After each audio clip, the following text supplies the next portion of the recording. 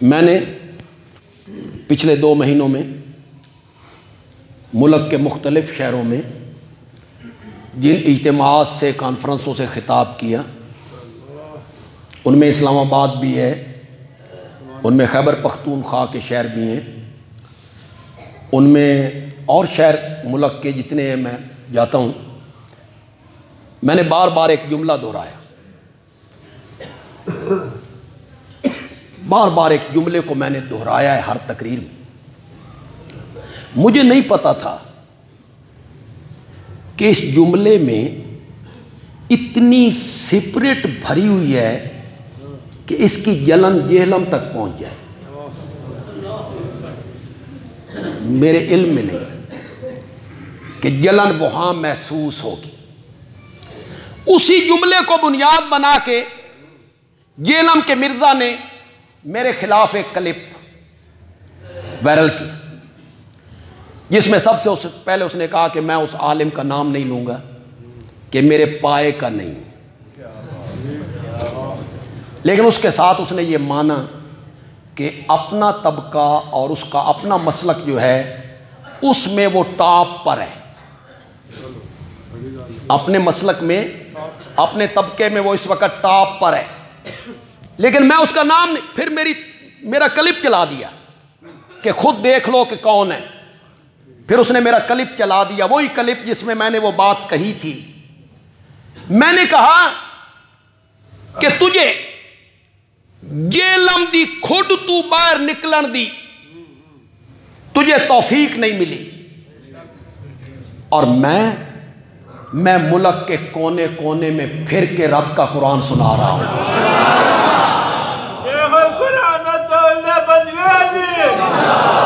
وہ جملہ اللہ دی قسمیں لگیا ٹھک کر کے، بڑی تکلیف ہوئی ہے اس جملے کی۔ اتنے جرت شرت والی گل کو نہیں، اتنے علم دی گل، علم دی گل ہے صرف۔ وہ میرا جملہ، میں اس جو کلپ ہے اس کا جواب انشاءاللہ کل اس کا میں جواب دوں گا، ایک قسط میں بھی نہیں دوں گا، 2-3 قسطوں میں دوں گا۔ میں بتاؤں گا کہ یہ شخص قرآن سے کتنا جاہل ہے، اسے مس بھی نہیں قرآن سے، روایات میں کھویا رہتا ہے نا، روایات میں تحقیق کرتا رہتا ہے، کھویا رہتا ہے، قرآن کے ساتھ اس کا کوئی تعلق نہیں، جہالت، نرا جاہل ہے۔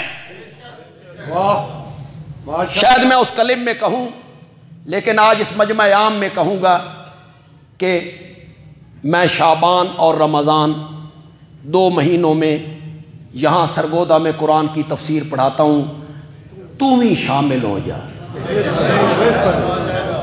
پڑھ لے ساڈے کول قرآن، ہم تجھے بتائیں قرآن کیا ہوتا ہے۔ تو قرآن میں تحریف کرتا ہے، قرآن میں جن آیتوں میں منافقین کا ذکر ہے وہ صحابہ پہ فٹ کرتا ہے۔ وَمِنْ أَهْلِ الْمَدِينَةِ مَرَضُوا عَلَى النِّفَاقِ، وہ کہتا ہے صحابہ کی ایک قسم یہ بھی ہے، اِنَّا لِلَّهِ وَإِنَّا إِلَيْهِ، تو صحابہ پہ تنقید کرتے کرتے یہاں تک جا پہنچا۔ وَمِنْ أَهْلِ الْمَدِينَةِ مَرَضُوا عَلَى النِّفَاقِ، مدینے میں کچھ لوگ ہیں جو نفاق پر چل رہے ہیں، صحابہ کی ایک قسم یہ بھی ہے۔ جملہ جو میں نے بار بار دہرایا، جس کی تکلیف ہوئی، وہ جملہ یہ تھا کہ صحابہ کو، صحابہ تاریخی اور کتابی شخصیات نہیں ہیں، صحابہ قرآنی شخصیات ہیں، یہ جملہ تھا۔ اس جملے کی تکلیف ہوئی، کہتا ہے اگر قرآنی شخصیات ہیں تو پھر ان صحابہ کا بھی ذکر کر، وَمِنْ أَهْلِ الْمَدِينَةِ مَرَضُوا عَلَى النِّفَاقِ۔ 14 صدیوں میں کسی مفسر نے اس آیت سے صحابہ مراد لیے؟ ہے تجھ میں جرت؟ کسی ایک مفسر کا حوالہ پیش کر جس نے وَمِنْ أَهْلِ الْمَدِينَةِ مَرَضُوا عَلَى النِّفَاقِ سے صحابہ کا گروہ مراد نہیں. کہتا ہے ان کو بھی صحابہ کہا گیا ہے, ان کو بھی صحابہ. کیسے؟ حضرت عمر نے اجازت طلب کی کہ یا رسول اللہ مجھے اجازت دے دو, بے ادب ہے, میں اس کو قتل کروں. آپ نے فرمایا عمر ایسا نہ کر, لوگ کہیں گے محمد اپنے ساتھیوں کو قتل کرتا ہے, لوگ کہیں گے محمد اپنے ساتھیوں کو قتل کرتا ہے, تو یہ بھی تو ساتھی تھے. میں نے کہا واہ, میرے آقا کا ارشاد تو پڑھ. میرے آقا کیا کہہ رہے ہیں؟ میں کہتا ہوں کہ میرے ساتھی ہیں. میرے آقا نے کیا کہا؟ لوگ کہیں گے. لوگوں کا کہنا اور میرے نبی کا کہنا تو نے برابر کر دیا ہے. صحابہ کتابی شخصیات نہیں ہیں. ہم نے صحابہ کو فلاں عالم نے یوں کہا, فلاں عالم نے یوں کہا, فلاں مفسر نے یوں کہا, فلاں مورخ نے یوں کہا, فلاں محدث نے یوں کہا, فلاں فقیہ نے یوں کہا, فلاں پیر نے یوں کہا, فلاں ولی نے یوں کہا. ہم نے صحابہ کو اقوال رجال میں نہیں دیکھنا, نہیں دیکھنا, ہم نے قرآن کے فرمان میں دیکھنا ہے. ہم نے یہ نہیں دیکھنا کہ فلاں مورخ کیا کہتا ہے, ہم نے یہ دیکھنا ہے کہ میرا رب قرآن میں میرے صحابہ, میرے نبی کے صحابہ کے بارے میں کیا کہتا ہے. کہتا ہے کہ وہ مولوی کہتا ہے صحابہ قرآنی شخصیات ہیں, قرآنی شخصیات ہیں, تو جن صحابہ کا تو دفاع کرتا ہے انہاں دا نام قرآن وچ ہے, ان کا تو نام قرآن میں نہیں ہے. میں نے کہا صرف حضرت زید کو چھوڑ کر 1,00,000 سے زائد صحابہ ہوئے ہیں, دوسروں کا نام قرآن میں ہے.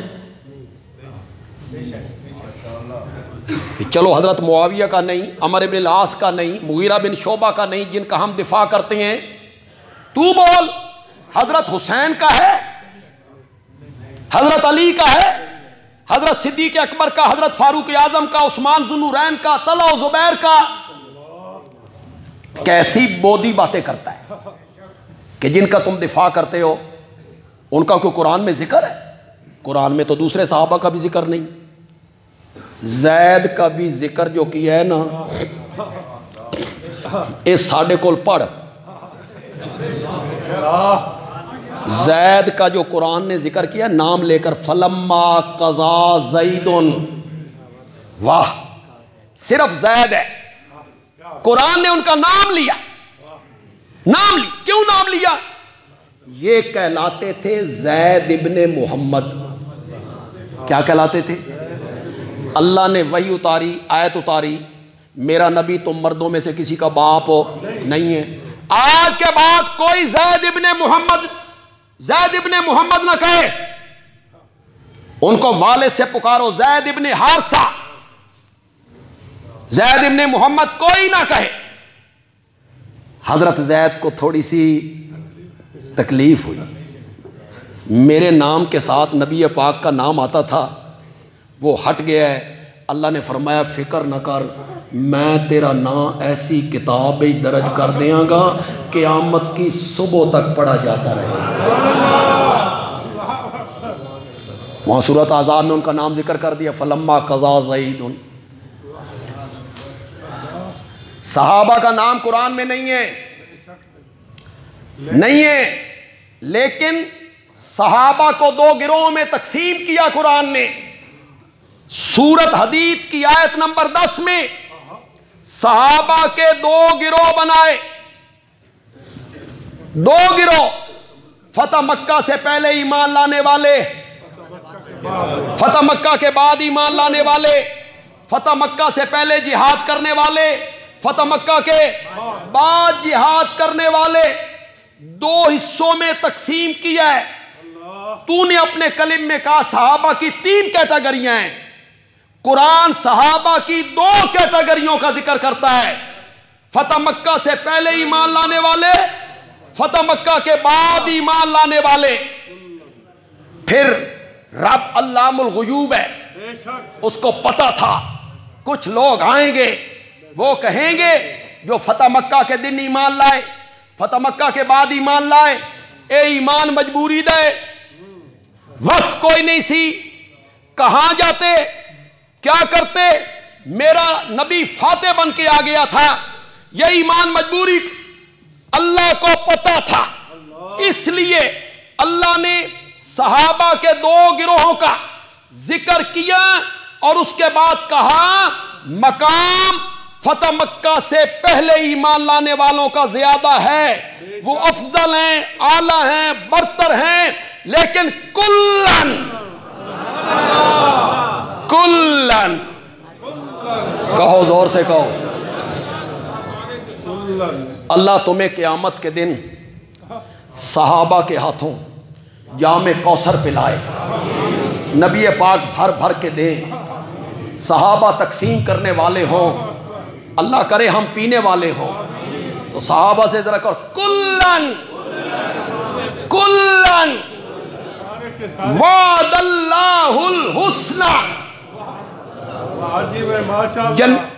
فتح مکہ سے پہلے ایمان لانے والے ہوں یا فتح مکہ کے بعد ایمان لانے والے ہوں، پہلوں کا مقام اعلیٰ ہے، افضل ہے، لیکن جنت کا وعدہ میں نے سب سے کر لیا ہے، کلن، کہو یار، کلن وعد اللہ الحسنى۔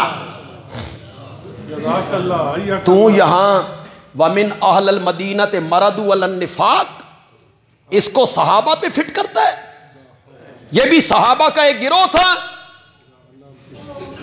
اس میں منافقوں کا ذکر ہے، میں اپنے کلم میں اس کا تفصیلی ذکر کروں گا، آپ اس کا انتظار کریں، میں ان تینوں آیتوں کا تفصیل کے ساتھ ذکر کروں گا۔